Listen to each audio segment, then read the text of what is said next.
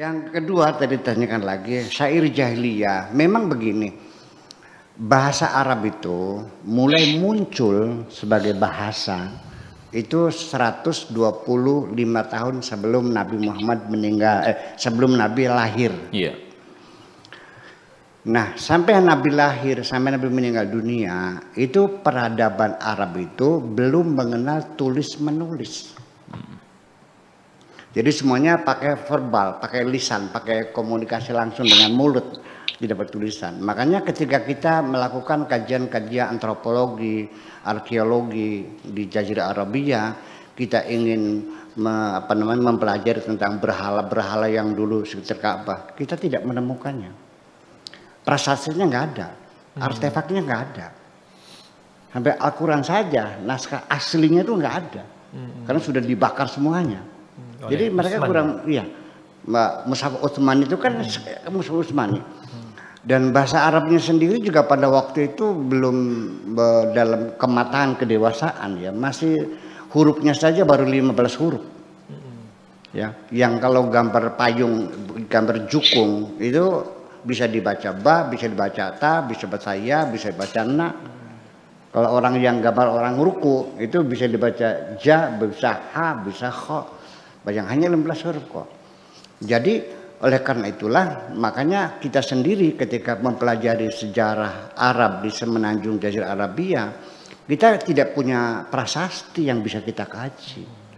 Nggak ada artefak-artefaknya. Karena mereka tidak mengenali tidak mengenal tulisan peradaban mereka. Lemah peradabannya. Iya, lemah sekali. Jadi sehingga kita menggali sejarah Arab itu dari pujangga-pujangga itu, dari syair-syair yang mereka hafal itu. Nah makanya jadi syair itu menjadi sumber pengetahuan, alat bukti ya, menelusuri sejarah perang saudara Aus dan Khazraj berapa tahun lamanya, perang saudara mereka antara Bani ini dengan Bani ini. Itu diceritakan dalam syair. Jadi syair Arab pada waktu itu merekam peristiwa-peristiwa. Ya, bukan hanya menceritakan perasaan saja, merekam peristiwa. Dan syair-syairnya ketika peristiwa itu namanya syair namanya Al-Ghazal ya. Artinya kalau syair tentang peperangan itu namanya malhamah. Ya. Nah, syair Ghazal ini juga jorok-jorok juga. Tetapi para sahabat Nabi juga pada hafal syair-syair yang jorok-jorok itu. Malah Sayyidina Umar sendiri kalau pada asar di masjid Madinah itu sambil membaca syairnya Umrul Qais. Yang masalah menyusui itu. Iya, ya tentang itu ya. Seperti amin tadakurin Rifana bagi min dzikra habibin wa manzili bi sittil wa baina dakhuli fahu. Malaysia juga menghafal ribuan syair juga sahabat sebagai apa ya, satu semester itu kan ribuan hadis, ribuan syair.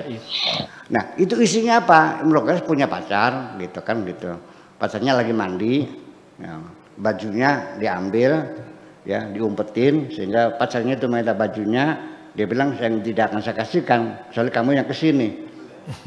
Gitu. Itu dibacakan sebelum sholat. Kemudian juga satu ketika kekasihnya gitu, seorang perempuan yang punya anak satu janda gitu, jadi dia minta permisi dong nyusunya gantian sama anak kamu. Itu, isinya seperti itu dan itu dibaca oleh Sayyidina Umar di masjid itu. Iya.